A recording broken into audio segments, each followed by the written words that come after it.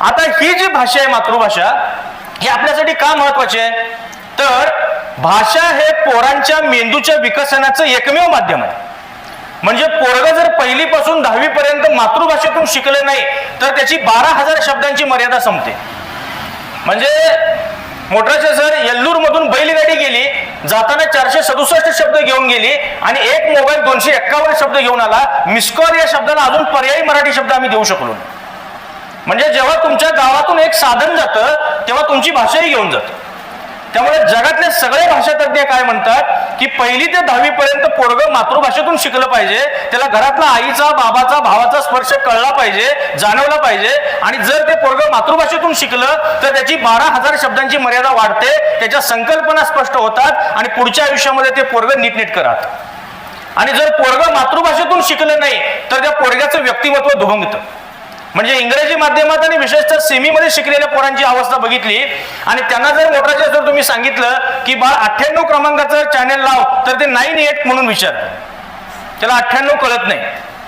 कारण इंग्रजी माध्यमामध्ये मराठीचा पेपर हा आमच्या अभ्यासक्रमाच्या दर्जाचा ठेवला नाही आणि त्यांना धड इंग्रजीमधूनही शिकवलं जात नाही धड मराठीमधूनही शिकवलं जात नाही. आणि मग त्यांचं व्यक्तिमत्व दुभंगतं आणि मग घरातली आई काय म्हणते 8वीला गेलेल्या इंग्लिश माध्यमाच्या पोरग्याला हे घुमन घुसक्यासारखं बसते. हे पाहुणं आले की बोलत नाही कुणाशी खेळत नाही गप्प असते हेजेच असते. त्याच्या संकल्पनाच स्पष्ट झाल्या नाही. त्याला समजलंच नाही काय सांगायचंय. आणि मग आमच्यावर इंग्रजीचा एवढा मारा झाला मोटराचे सर की इंग्रजी ही ज्ञानाची एकमेव भाषा आहे आणि त्याच्याशिवाय आमचं काही चालणारच नाही असं आमचं झालं. आणि ते जर खरं असेल तर आज पूर्ण जपानमध्ये इंग्रजीला महत्व नाही. म्हणजे ते जपानी भाषा शिकवतात तरी जगावर राज्य करतात. ज्या कोरियाचा मोबाईल तुम्ही वापरता त्या कोरियामध्ये इंग्रजी शिकवलं जात नाही. ते कोरियन भाषेत शिकतात जे जगाला मोबाईल पुरवतात.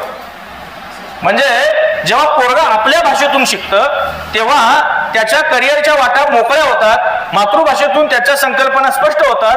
हे आपल्याला मराठी भाषा दिनाच्या निमित्तानं तरी पोरांना सांगायला पाहिजे. आम्हाला काय सांगितलं गेलं की इंग्रजी या जगाच्या खिडक्या आहेत आणि भविष्यात आपल्याला सगळे व्यवहार हे जगाच्या खिडकीतून करावे लागणार आहेत. मी म्हणतो इंग्रजी या जरी जगाच्या खिडक्या असल्या तरी मराठी आमच्या भिंती आहेत आणि खिडक्या हवेत बांधता येत नाहीत. त्यासाठी भिंतींची गरज असते. कुणीतरी आम्हाला काय सांगितलं की इंग्रजी हे वाघिणीचं दूध आहे. इंग्रजी हे वाघिणीचं दूध आहे आणि हे दूध जो पितो तो गुरगुरल्याशिवाय राहत नाही. मी म्हणतो इंग्रजी हे जरी वाघिणीचं दूध असलं तरी मराठी हे आमच्या आईचं दूध आहे आणि मुलांना जगण्यासाठी वाघिणीच्या नाही तर आईच्या दुधाची गरज असते. हे आपल्याला सांगावं लागेल. आणि मग हे सांगताना मराठी वाङ्मय प्रकारामध्ये जेवढं मौखिक आहे जेवढं जुन्या लोकांनी जाणत्या लोकांनी लिहून ठेवलेलं आहे ते शहाणपण भाषिक शहाणपण आपल्याला मुलांपर्यंत आणून ठेवावं लागेल. कारण या शिक्षण व्यवस्थेने मोटराचे सर मुलांचं करिअर होतं यावर माझा विश्वास नाही. कारण ही शिक्षण व्यवस्था पोकळ आहे. ही शिक्षण व्यवस्था आतून मोडली गेलेली आहे. कारण दर 15 वर्षांनी या देशातलं सरकार जाणीवपूर्वक शैक्षणिक धोरण बदलतं आणि मग आमचा कधी भाषा गोंधळ होतो आमचा कधी टेक्निकल गोंधळ होतो आणि आमची अख्खी पिढी उद्ध्वस्त होते. म्हणजे तुम्ही साधा विचार करा की या देशात सर सीए व्हायला 32वं वय उजाडावं लागतं. 1 वर्ष सिनियर सीएच्या हाताखाली प्रॅक्टिस करावी लागते. 33वं वर्ष संपतं. 34व्या वर्षी सीए स्वतःचा ऑफिस टाकतो.